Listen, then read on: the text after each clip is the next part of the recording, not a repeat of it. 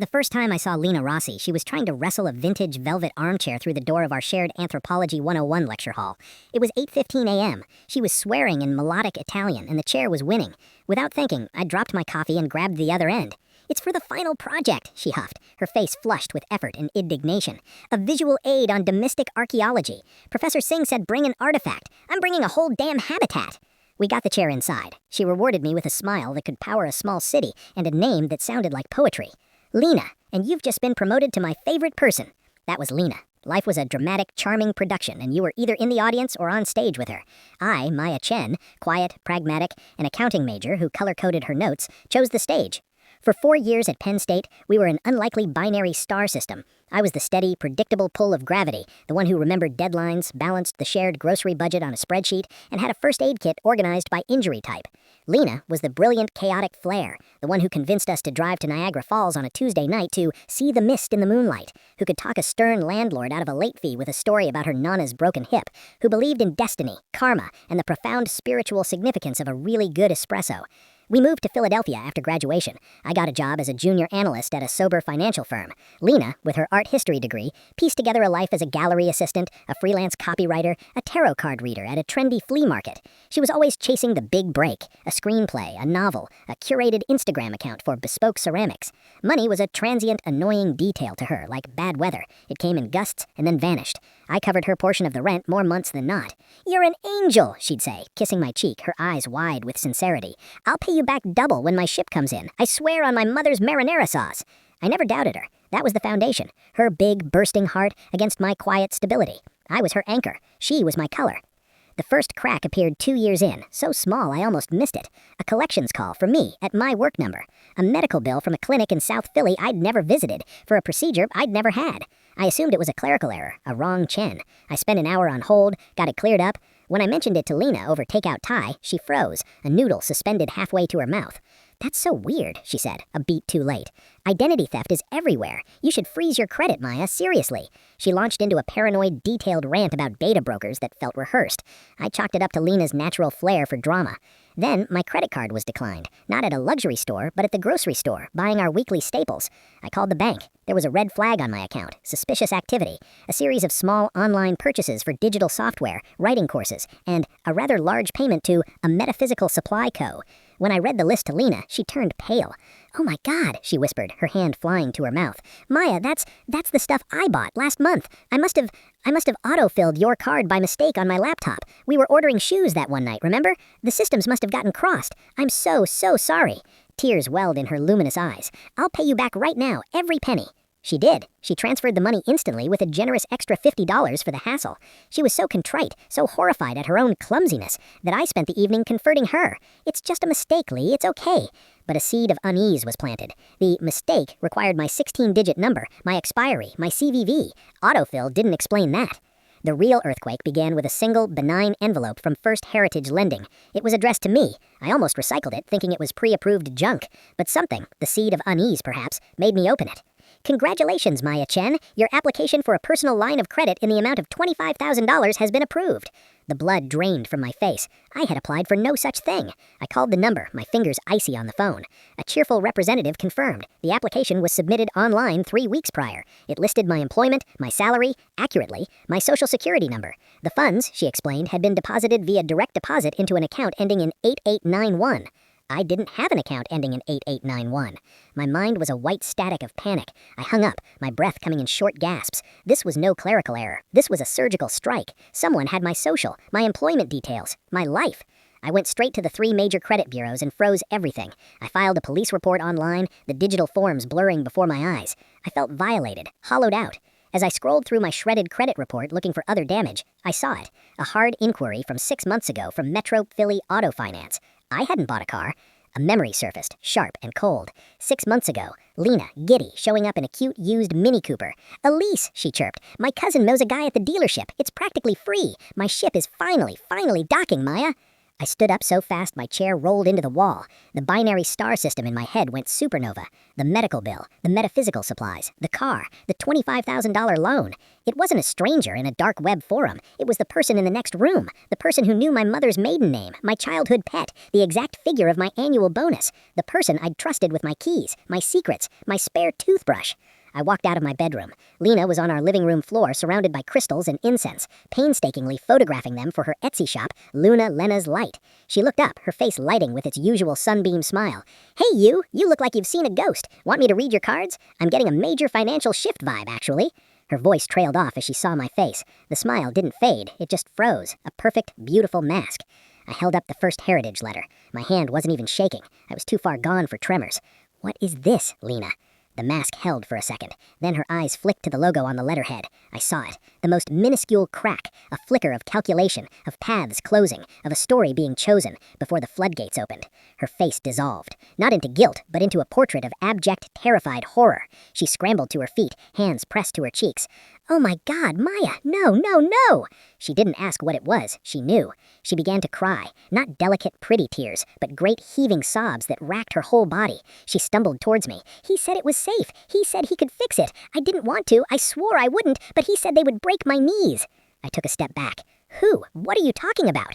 "Tony," she wailed, collapsing on the velvet armchair, the same one from Anthropology 101. "He's my cousin, the one from the dealership. He's connected. He had gambling debts, bad people. They were going to hurt him, hurt me. He said he just needed a profile for a loan, a clean profile. He promised he would pay it back in weeks. He promised." She buried her face in her hands, her words muffled by sobs. "I was so scared, Maya. I was trapped. I only gave him the basics. I never thought he'd do all this. The car was supposed to be it. I thought it was over."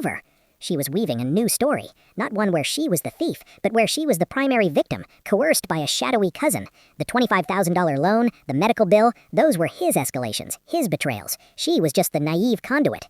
The foundation of trust wasn't just cracked, it was revealed to be built entirely on a stage set, and the lights had just come up, showing the painted plywood and empty space behind.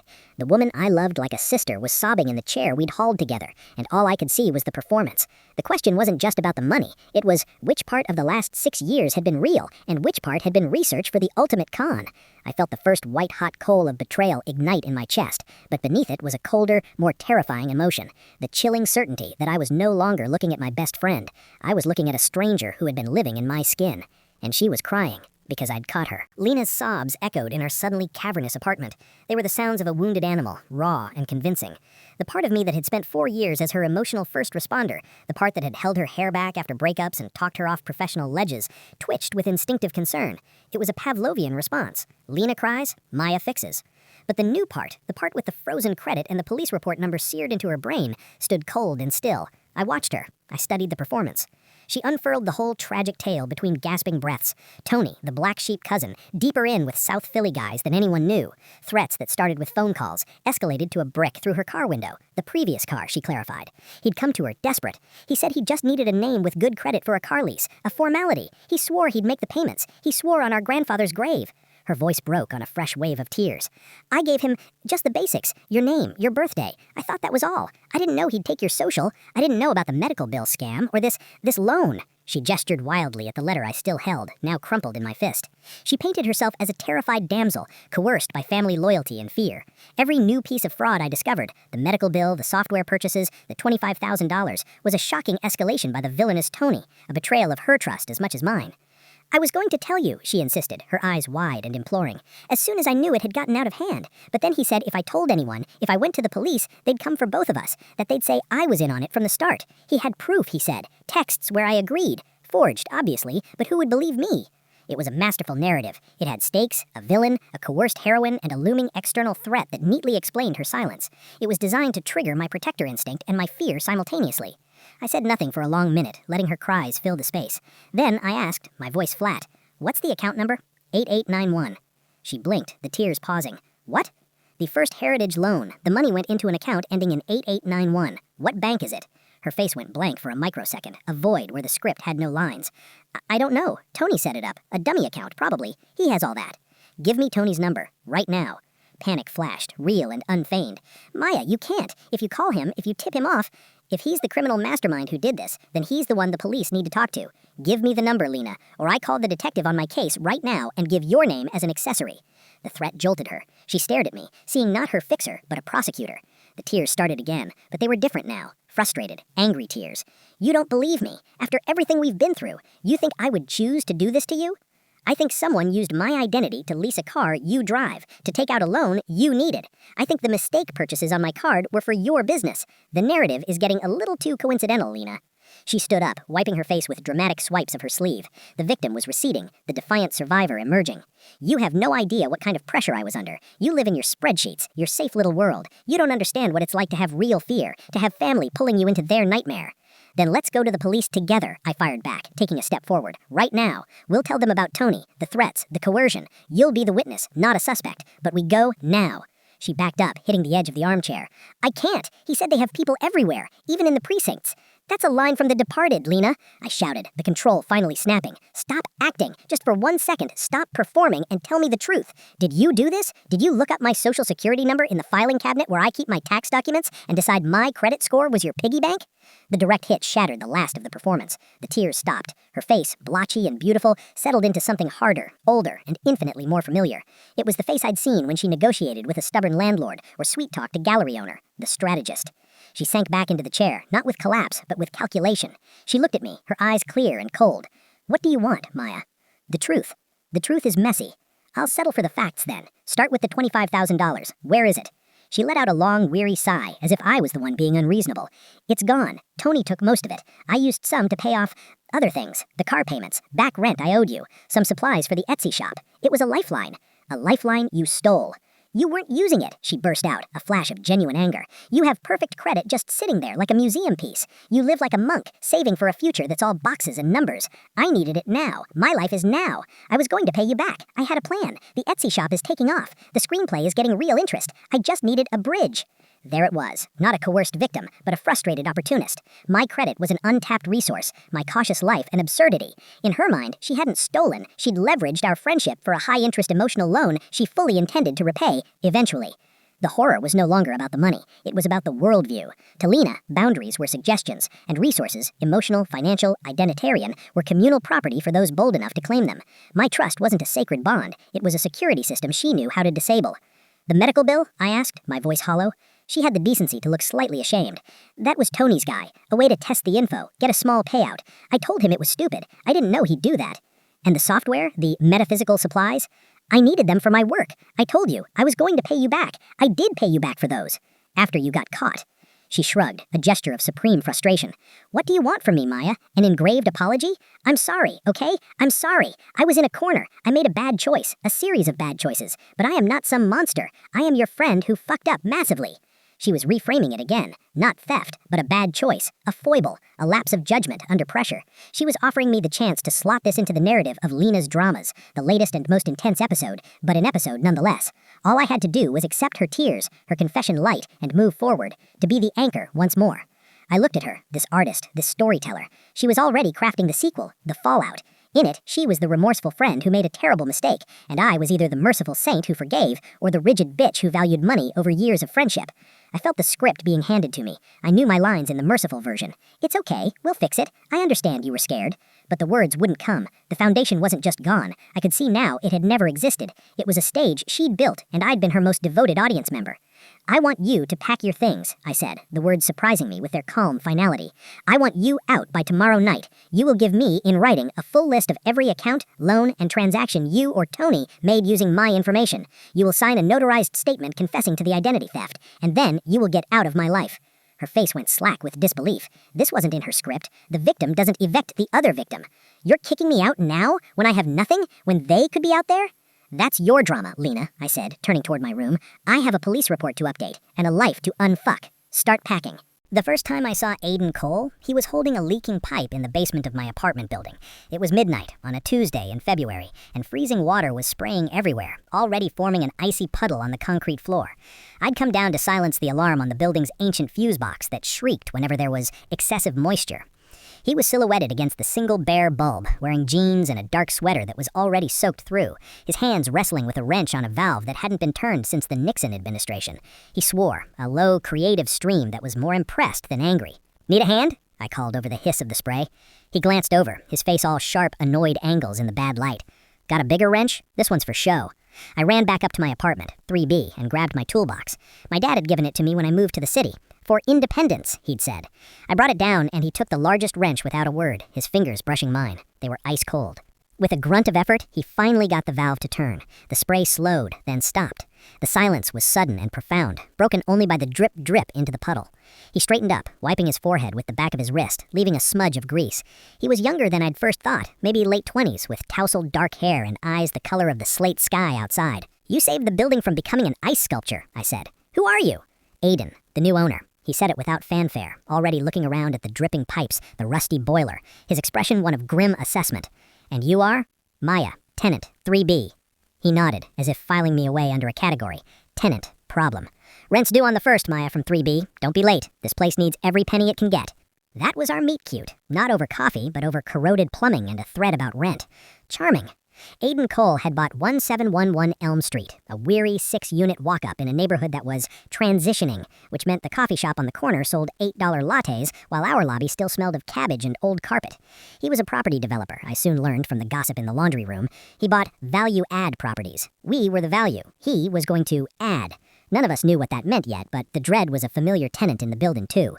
For the first month, he was a ghost. Then the notices started appearing. Neat, typed letters slipped under our doors.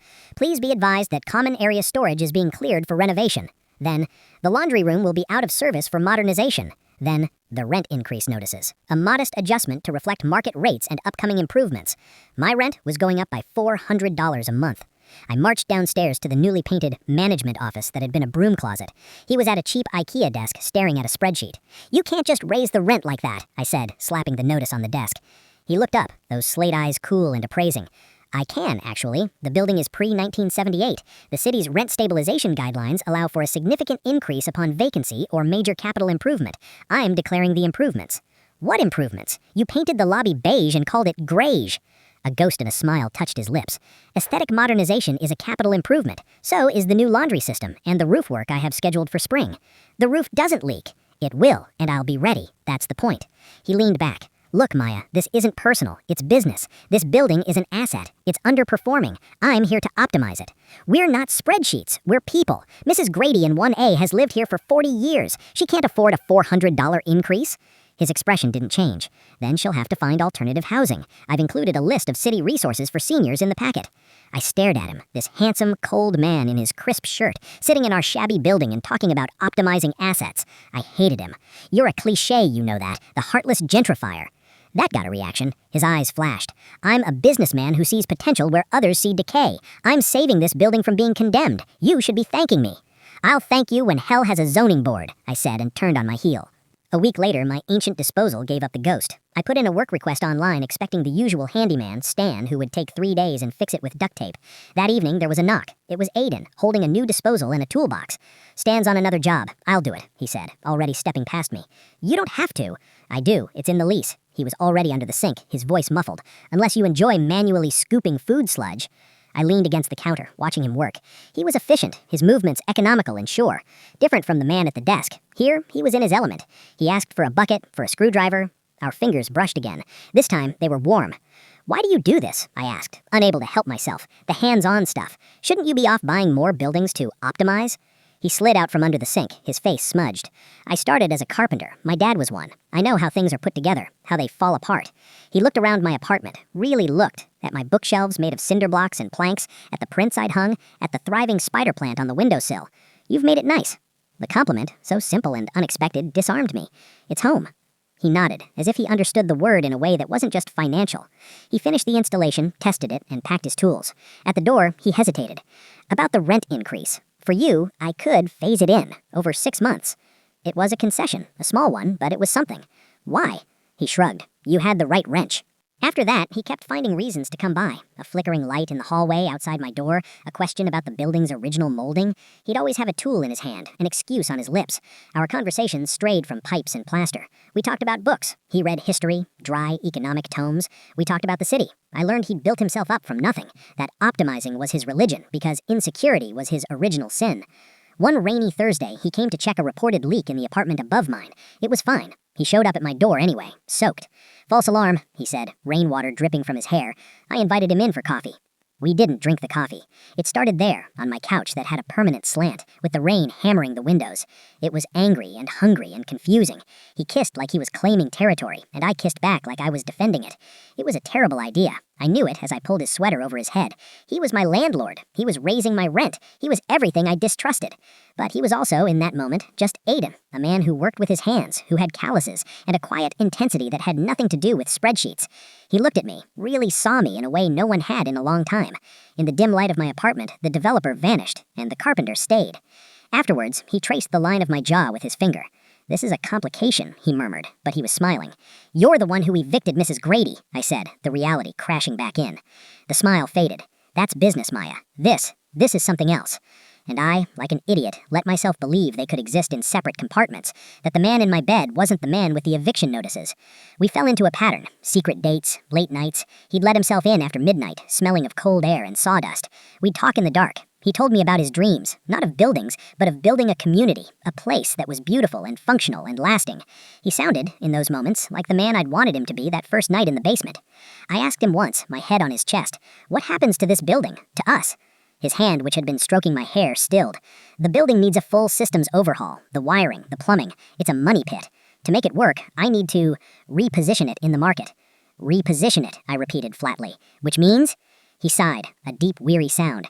"It means the current rental income doesn't support the capital it needs. To get the loans for the real improvements, I need to show higher projected returns. That means higher rents. And to justify higher rents, I need different tenants." There it was, the truth, delivered in the dark like a confession. We weren't the right kind of tenants. Mrs. Grady, Stan the handyman who lived in 2C, the yoga teacher in 4A, me. We were the before picture. The silence after Lena's threat was the most deafening sound yet. It wasn't empty, it was pregnant with poison. Every ring of my phone, every email notification was a potential detonation of the messier forms she'd promised.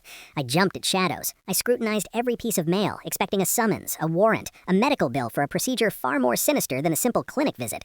I lived in a state of high-alert paranoia, but I channeled it. I became my own intelligence agency. I subscribed to a credit monitoring service with daily alerts. I set up Google alerts for my own name. I requested my full medical records from every major hospital network in the city, searching for the fraudulent entries she'd hinted at. The search was clean, which offered no relief. It meant the forgeries were still out there, a sword hanging by a thread she controlled.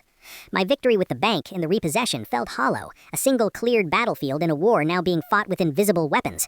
My credit was thawing slowly, but scarred. The eviction notice from Mr. Davos was officially withdrawn, but the lease renewal he offered was month to month at a 20% increase. "Risk assessment," he said blandly. I was being penalized for the crime committed against me. Work became my sanctuary and my torment. The sterile, predictable world of numbers was a relief from the emotional chaos at home. But I was fraying. I made a small but critical error in a quarterly report, a transposed figure that cost the firm a minor client. My manager, a kind but no-nonsense woman named Susan, called me into her glass-walled office.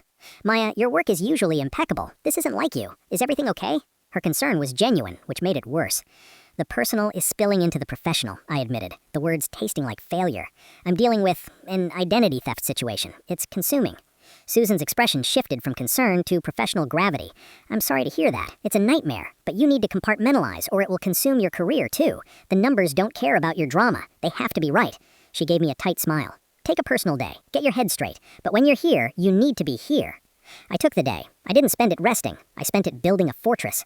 I consulted a lawyer finally, not a friend of a friend, but a pit bull of a woman named Arlene Moss, who specialized in identity theft and cybercrime. I laid out the whole sordid tale, the friendship, the theft, the confession, the repo, the threat. I showed her the screenshot, the FTC affidavit, the repo notice. Arlene listened, her eyes sharp behind fashionable glasses. "She's bluffing about the messier forms," she said after a moment. "If she truly had damaging forgeries involving drugs or serious fraud, she would have used them as leverage immediately, not as a last-ditch threat. It's a scare tactic." "But she could still create them," I said, the fear tight in my throat. "She could, and if she does, that's felony fabrication of evidence on top of everything else. It would be stupid, even for her. but people in corners do stupid things. Arlene steepled her fingers. Our move is to take control of the narrative decisively. We go on the offensive, civilly. We sue her. For what? She has no money. For intentional infliction of emotional distress, for conversion, for fraud. The judgment will be symbolic, but that's not the point. The point is to get a court judgment on record that states unequivocally that Lena Rossi committed these acts against you. That legal record is a shield. It makes any future smear campaign by her look like retaliation. It also, she added, might motivate her to sign a very strict settlement agreement, including a non-disparagement clause and a full factual confession we can hold in escrow. We dangle the lawsuit, offer the settlement to avoid it. It was a strategic masterstroke, turn her threat of mutual destruction into a legal process that would permanently brand her as the perpetrator. A lawsuit wasn't about getting money, it was about getting a permanent public truth. We'll need to serve her, Arlene said. Do you know where she's living? I didn't. Lena had vanished from our shared digital spaces, her social media scrubbed or set to private. I felt a twinge of the old concern. Where was she sleeping? And immediately hated myself for it. Then, a week later, the harvest of the fallout arrived from an unexpected direction. An email popped into my work inbox. The subject line, reference check, Lena Rossi. The sender was from a trendy mid-sized marketing firm I recognized. Lena was applying for a job. My blood ran cold, then hot. She was rebuilding, using her charm, her storytelling to climb into a legitimate career, while my life was still cobbled together with fraud alerts and legal consultations. The sheer galling normalcy of it was an insult. The email asked, Mrs. Rossi has listed you as a personal reference. Could you speak to her character, reliability, and trustworthiness? It was a trap, or a test, or a staggering lack of self-awareness. I stared at the words, a cyclone of possibilities spinning in my head. I could ignore it. I could destroy her. I could tell the unvarnished criminal truth.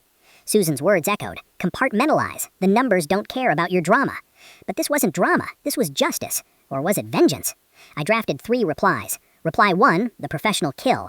I am unable to provide a reference for Lena Rossi. Our personal and professional relationship ended under circumstances that prevent me from recommending her.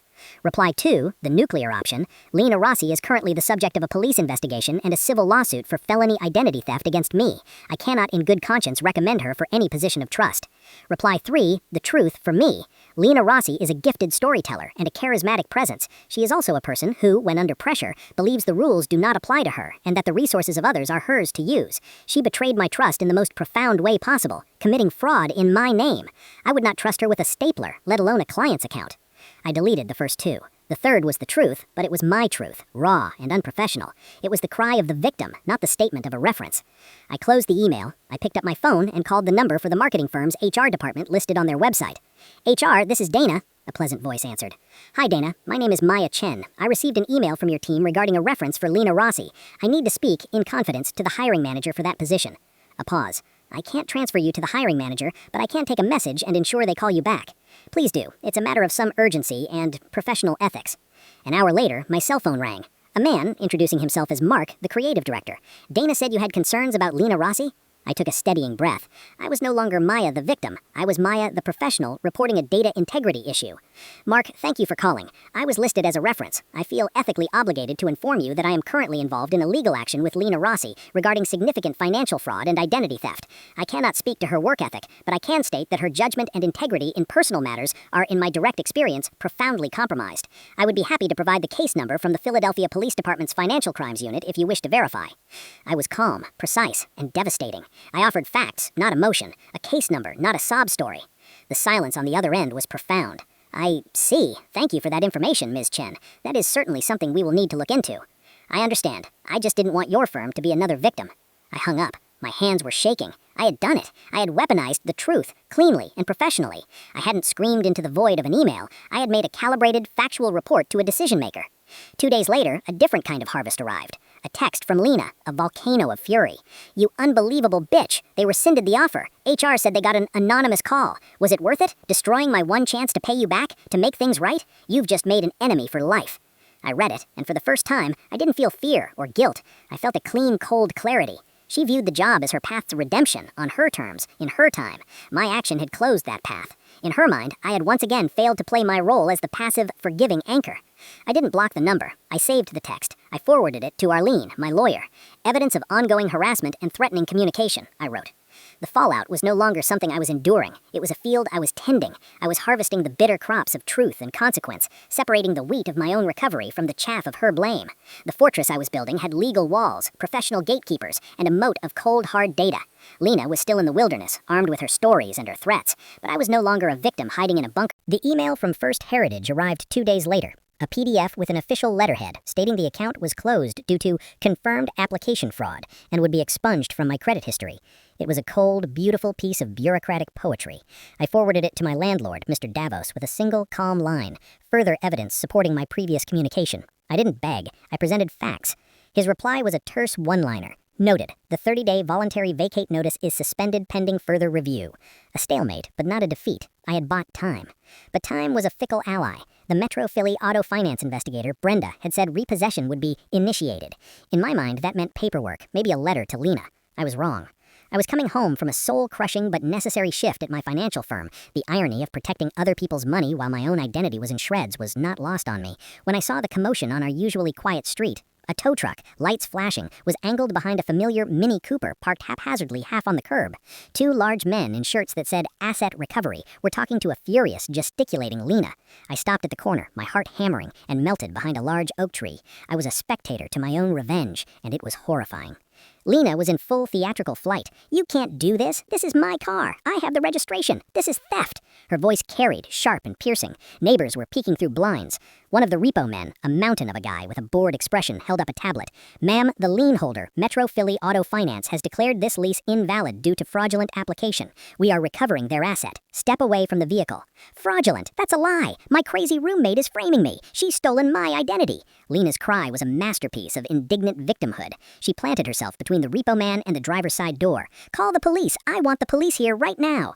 The repo man sighed, a sound of profound weariness. He did pull out a phone, but not to call 911. He spoke briefly, then handed it to Lena. "Talk to the fraud department."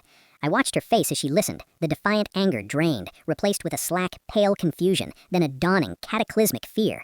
The bank wasn't arguing with her. They were informing her. The data, the IP address, the referral to the DA, it was all real, and it had consequences bigger than my anger or her stories. She was no longer in a drama of her own creation. She was in a financial and legal process, and it was utterly indifferent to her performance. But I've been making payments," she wailed into the phone, a last desperate grab for the narrative of the responsible consumer wronged. Whatever was said on the other end extinguished that hope. Her shoulders slumped. She handed the phone back, her energy gone. The repo man took it, nodded, and gestured to his partner. They efficiently hooked the Mini Cooper up to the tow truck. Lena stood on the sidewalk, hugging herself, watching as the car, her symbol of independence, her ship coming in, was hauled away. She looked small, defeated, and utterly real for the first time since this began. I should have felt triumph. I felt sick. This wasn't a satisfying climax. It was a brutal, public dismantling. The repo truck rumbled away. Lena stood there for another minute, then seemed to notice the watching windows. She straightened her spine, lifted her chin with a remnant of dignity, and walked briskly down the street without a backward glance. I waited until she was out of sight, then walked to my building on shaky legs. As I fumbled with my keys, my phone buzzed. A text from an unknown number. "I hope you're happy. They took my car, my livelihood. I have nothing. You've destroyed me. Was it worth it?" The victim script, Act 3, the aftermath. She was reaching out, not to apologize, but to assign blame, to make me the architect of her ruin. The sheer, breathtaking lack of accountability was a vacuum that stole my breath. I didn't reply. I went upstairs, locked the door, and leaned against it. The apartment was silent. The silence felt different now, not just empty, but charged with the echo of the tow truck's winch. An hour later, my doorbell rang. I looked through the peephole. Lena stood there, her eyes red-rimmed but dry, her expression grim. She wasn't crying. This was a different persona, the negotiator. I opened the door but left the chain on. We stared at each other through the 4-inch gap. "We need to talk," Lena said, her voice hoarse. "We're done talking, Lena." "They're talking about pressing charges. The bank. Felony charges." The fear in her eyes was no longer performative. It was the cold, metallic taste of real-world consequences. "You have to call them off." I almost laughed. "I don't control the district attorney. You committed a felony. Several.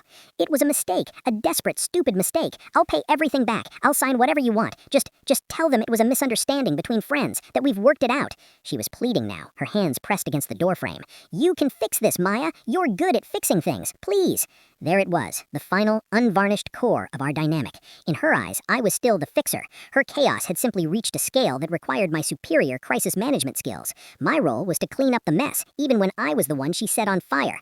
"I'm not fixing this for you," I said, my voice low and steady. "You need a lawyer, Lena, not me." Her face hardened. The fear was still there, but it was being crowded out by a resentful fury. So that's it? After 6 years, you're just going to let them send me to jail over money? It's not about the money. The words erupted from me, breaking the calm. It's about you living in my skin. It's about you looking at my life, my trust, my social security number, and seeing it as a tool for your convenience. You didn't make a mistake. You executed a plan. For months, you lied to my face while you were doing it. You cried in my arms about your hacked card while you were draining mine. That's not a mistake. That's a character. She flinched, but didn't back down. You have no idea what my life has been like. The pressure. You've always had it easy. Stable family, stable mind, stable everything. Some of us have to fight for every scrap. And that entitled you to mine? I shot back. My stability wasn't luck. It was work. It was choice. I chose to be responsible, while you chose to be free. And then you decided my choices were yours to plunder. We were at the impasse, two irreconcilable worldviews. To her, my life was a resource. To me, her actions were a violation. There was no common ground. She saw the finality in my eyes. The negotiator vanished, leaving only a cornered, furious young woman. Fine, you want to play it this way? I'll play. You think your little affidavit is the whole story? What about the prescription pad from that clinic, the one Tony's guy used? You think they only build your insurance? They have your name on other forms, messier forms. I have copies. You throw me to the wolves, and I'll make sure your name is so dirty no one will ever hire you again. You'll be unfixable. It was a nuclear threat. She wasn't just claiming victimhood anymore. She was promising mutually assured destruction. She had kept receipts, forged, damning receipts with my name on them as an insurance policy. The cold that washed over me wasn't fear. It was a profound, clarifying despair. The person on the other side of this door wasn't just a betrayer. She was an enemy willing to salt the earth. I looked at her, my best friend, and saw a stranger capable of anything. Do what you have to do, Lena, I said, my voice a whisper. I'm already living in the ruin you made. I'm not afraid of your mess anymore. I closed the door in her face and slid the deadbolt home. I heard her stand there for a moment, then a single sharp kick landed against the base of the door before her footsteps retreated down the hall. I sank to the floor, the adrenaline leaching away, leaving a bone-deep exhaustion. The repo man had taken the car, the bank had cleared the loan, but the war wasn't over. It had just descended into the shadows. Lena had her forgeries, her last resort weapons. I had my affidavit, my police report, my data. The reckoning wasn't a single event, it was a state of being. It was knowing that the person who once knew me best in the world was now in the wind, armed with the tools to destroy the life she'd already stolen from, with nothing left to lose. The confrontation was over, the fallout was just beginning, and for the first time I understood this wouldn't end with an apology or a cleared debt. It would end with one of us in ruins, and I was determined, with a cold, quiet ferocity that surprised me, that it